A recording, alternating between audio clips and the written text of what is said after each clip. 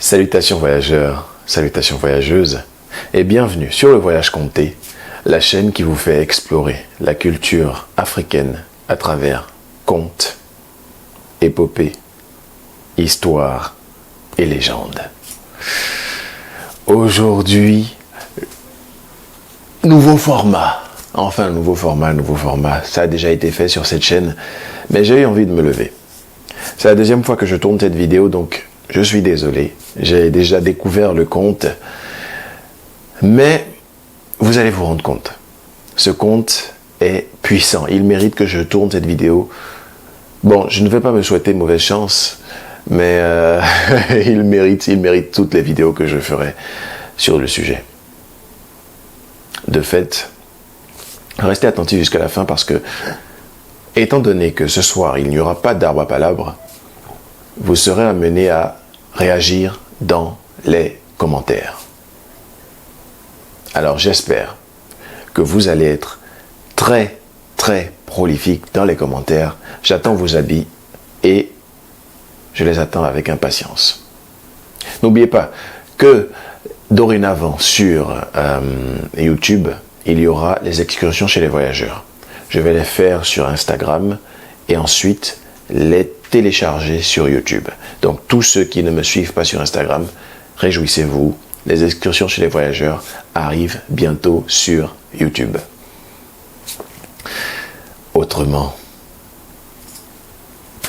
commençons. Le conte du jour, conte très puissant comme je vous l'ai dit, est un conte Aizo. Le titre, Fanou et la femme mystérieuse. Le bonheur, c'est de vivre modestement et sagement. C'est de respecter nos parents et ceux qui nous entourent. C'est d'écouter et de suivre leurs conseils. La désobéissance, au contraire, peut conduire l'homme à sa perte. Écoutez donc cette histoire. Il y a de cela très longtemps, vivait dans un village un jeune homme qui s'appelait Fanou. Il était fort, pourtant il ne manifestait jamais d'agressivité et il respectait tout le monde. En ce temps-là, son père Bakou vivait encore. Il l'aidait dans toutes les activités champêtres, l'accompagnait à la chasse et à la pêche. Il prêtait aussi main forte à sa mère dont il transportait les marchandises au marché. Mais Fanou était aussi un grand amateur de jupons et il passait souvent la plus grande partie de son temps à courir les filles. Un jour, son père l'appela et lui dit « Mon fils, le moment viendra où je ne serai plus avec toi. Écoute-moi attentivement et suis mes conseils. Tu es l'unique fils que j'ai dans ma vie. Tu ne m'as jamais désobéi. Que les ancêtres que je vais rejoindre te bénissent et t'accordent leur protection. Tu sortiras vainqueur de toute situation. Sois prudent dans la vie. Pour vivre sur cette terre, ne dis pas tout ce que tu vois et entends. Je sais que tu es un coureur de jupons. Les jeunes de ton âge sont déjà mariés. Quant à toi, ne te presse pas. Selon l'oracle de Fa que j'ai consulté, il te reste encore du temps avant de te marier. N'accepte pas d'épouser n'importe qui. Préfère la bonne conduite d'une femme à sa beauté. Tout ce qui brille, fils, n'est pas de l'or, acheva Bakou. Fanou regarda alors tristement son père dans les yeux et répondit « Papa, tu sais, je t'ai toujours obéi. Aie confiance en moi. Je tiendrai compte de tes derniers conseils. Fanou, reprit Bakou, je suis fier de toi. Tiens, garde précieusement ces 7 gourdes. Ton grand-père me les avait données. Emporte-les avec toi partout où tu iras. Elles te seront utiles un beau jour. Occupe-toi de ta mère et ne l'abandonne jamais. Quelques jours après sa recommandation, le vieux Bakou mourut. Fanou inhuma son père et accomplit les cérémonies funéraires traditionnelles. Le matin, il se rendait au champ pour travailler jusqu'à midi. Il consacrait le reste de la journée soit à la pêche et soit à la chasse. Il travaillait ainsi pour subvenir aux besoins de sa vieille mère et des siens. Puis un jour, une belle femme, inconnue du village, entra dans sa concession.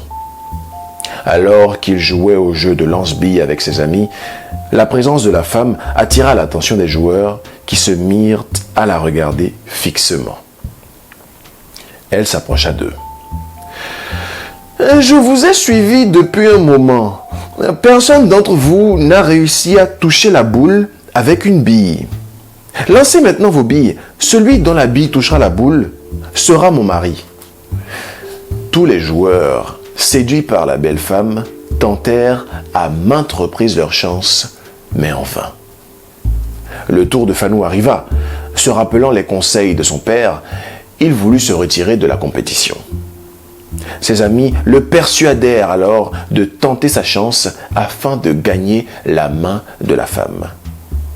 Alors, Fanou, qui enviait ses amis mariés, décida tout simplement de profiter de la circonstance.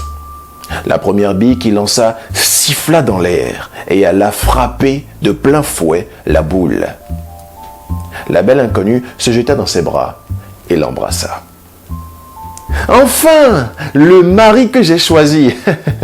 Acceptes-tu vraiment de me prendre comme femme ?»« Oui, bien sûr.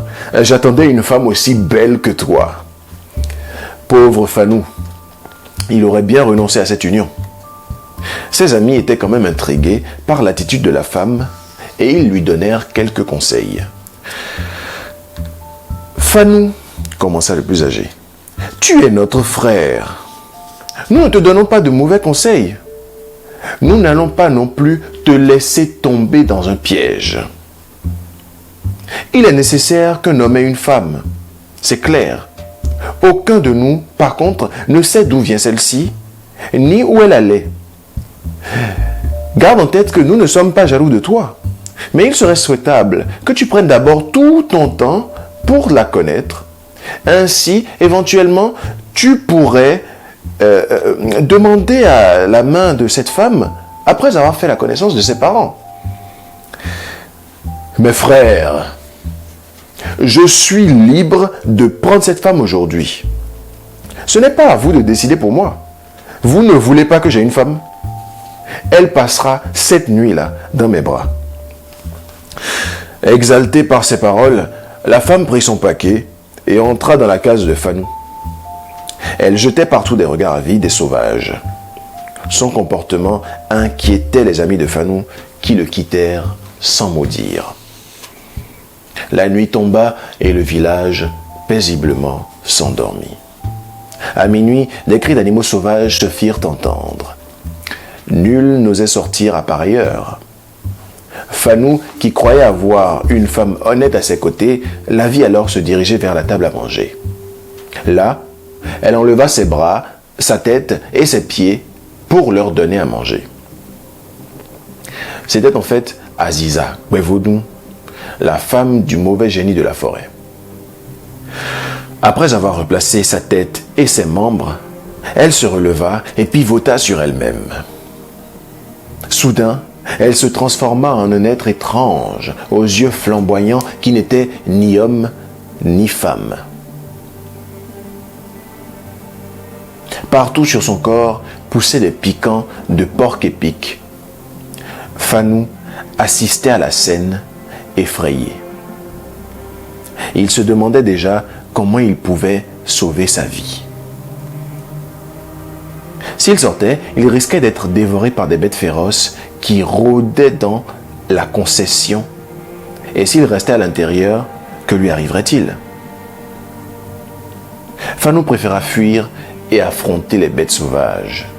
Il bondit vers la porte, mais la femme le retint. « Tu veux une femme, n'est-ce pas? Me voici. Inutile de fuir, je suis la reine des nuits. Tu restes ou je te tue. » « Oh! Épargne-moi, ne me tue pas! S'il te plaît, ne me fais pas de mal. » Tu n'as rien vu. Sauve-toi toi-même si tu peux. Fanou sentait sa gorge se nouer et ses forces l'abandonner. Il n'avait plus de voix pour parler. Il ne pouvait même pas crier. Impuissant, il se recula et alla s'adosser au mur. « Battons-nous, dit la femme. Battons-nous jusqu'à l'aube. Ton salut dépendra de ta résistance. » Fanou, sans un mot, se rua sur la femme, qui riposta aussitôt. Fanou était un homme vigoureux et il ne se laissait pas terrasser. Il se défendait autant qu'il le pouvait. Mais il recevait des coups de piquant partout. La femme renouvela ses attaques pour tenter de le faire chuter, mais en vain. Dès que la clarté du jour commença à apparaître, Aziza Kwevodou lâcha l'homme et redevint la belle femme qu'elle était la veille. Fanou avait le corps lacéré et son sang coulait par de larges blessures. « Tu es l'homme le plus courageux que j'ai jamais rencontré, hein? Hey! Qu'est-ce qui t'est arrivé cette nuit? Parle, tu as la parole. » Aussitôt la bouche de Fanou s'ouvrit et il put enfin parler. « Femme, je n'ai rien, » répondit Fanou. « Qu'as-tu vu cette nuit ?» demanda alors la femme. « Je n'ai rien vu. » Sur ce, Fanou sortit de la case pour saluer sa mère Gwesondé. Dès que celle-ci l'aperçut, elle fut saisie d'une grande stupeur et vint se jeter dans les bras de son fils. « Qu'as-tu, mon fils? Qu'as-tu? Oh, malheur !»« Calme-toi, mère, ne pleure pas. Il n'y a rien de grave. Je l'ai mérité. » Fanou quitta sa mère, réfléchit un peu et revint dans sa case. La femme était assise, toute souriante, sur le lit. Il déclara: « Je sais que tu m'aimes et que tu m'admires aussi. J'ai passé une merveilleuse nuit avec toi, mais avant que nous ne nous marions, il faut que nous nous connaissions davantage. Tu vas aller chez tes parents aujourd'hui pour obtenir leur consentement. » « J'accepte, mais tu dois m'accompagner, » répondit la femme. Fanou se dirigea derrière sa case et prit les 7 gourdes que son père lui avait données. Il les cachait dans sa gibecière, puis il rejoignit la femme. Celle-ci prit son paquet et ils se mirent en route. Quand le soleil arriva au zénith, Fanou épuisé s'arrêta.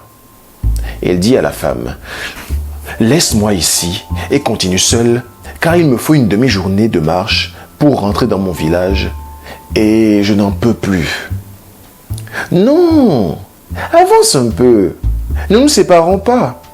Avançons encore. » Ils continuèrent à marcher pendant 3 heures et Fanou insista de nouveau.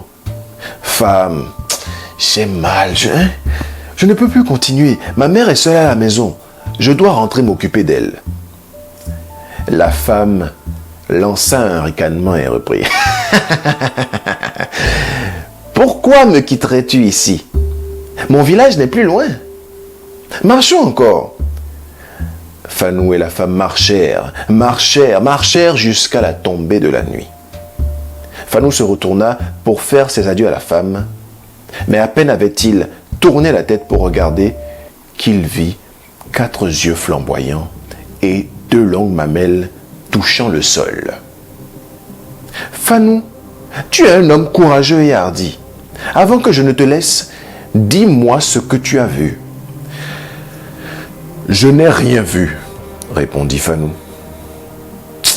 « Alors va, rentre chez toi, je te préviens.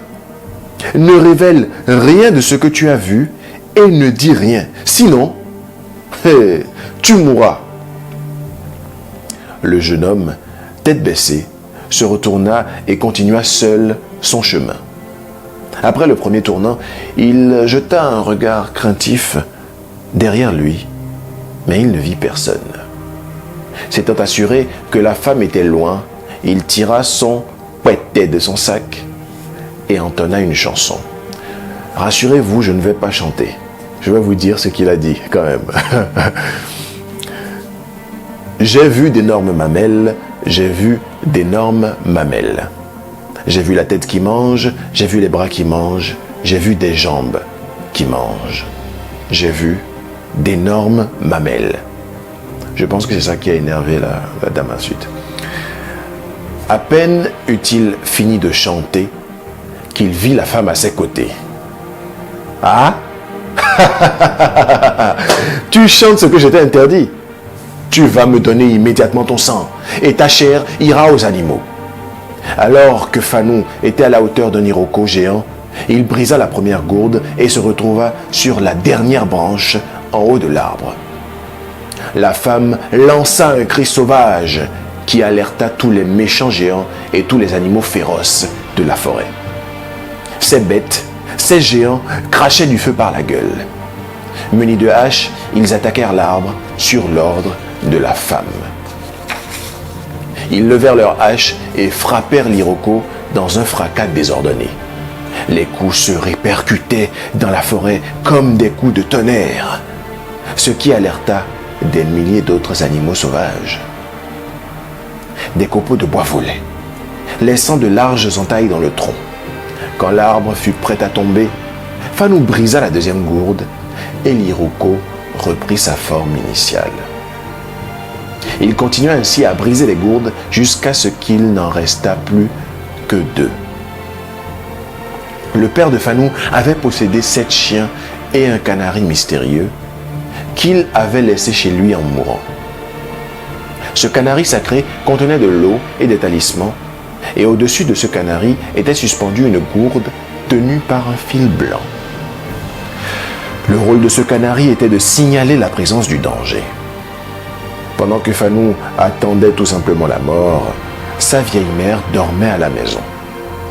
C'est alors qu'un vieil homme, aux cheveux blancs, vêtu d'un boubou blanc, vint réveiller la vieille femme. « Ma pauvre vieille, veux-tu que ton fils meure? Qu'est-ce que je t'avais dit au sujet du canari sacré? Va voir, la gourde suspendue s'agite là. L'eau du canari bout et elle se colore en rouge.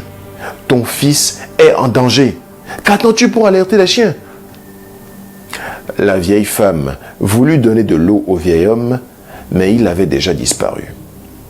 Elle comprit alors que c'était Bakou, son mari défunt. Elle se précipita donc à la cuisine, chercha des boules de lio, les trempa dans l'eau bouillante du canari sacré et en donna aux 7 chiens.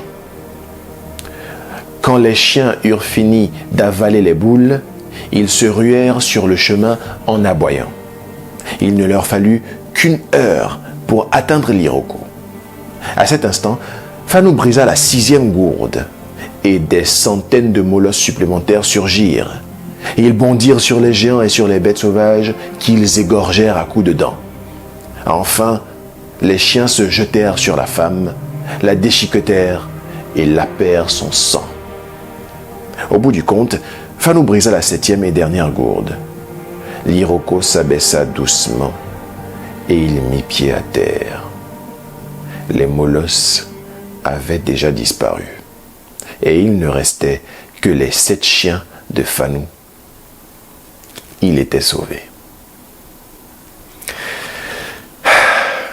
Que de rebondissements, hein? Mais attendez, la morale arrive maintenant. Suivre les conseils des anciens est toujours bénéfique. La jeunesse est précieuse, il faut la vivre prudemment. Que dire? Que dire? Est-ce que comme moi, vous avez saisi la pleine potentialité de ce conte? Il est puissant, je vous l'avais dit, il est puissant ce conte. C'est dommage, vraiment dommage qu'on n'ait pas d'Arba Palab ce soir parce que Waouh! Waouh! C'est pas grave. Préparez-vous pour samedi, parce que le conte de samedi va être dans la même lignée, dans la même que ce conte-là. On va pouvoir discuter de long en large. Alors, apprêtez-vous pour samedi. Autrement, la barre de commentaires est là. N'hésitez pas à commenter, me donner vos avis. Je répondrai à absolument tout le monde. J'ai mis aussi dans la barre de description le lien pour vous procurer le livre.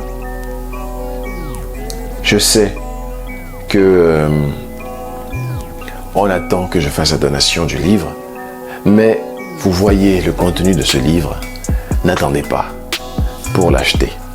Et vous avez la possibilité directement, en barre de description, d'avoir le livre. Alors, allez en barre de description, cliquez sur le lien et procurez-vous ce livre. Il enrichira votre bibliothèque. Et même si c'est pas moi qui le lis, au moins vous saurez d'où je tire toute cette inspiration. Il ne me reste plus qu'à vous dire, voyageurs, voyageuses, jusqu'à notre prochaine rencontre. Au revoir.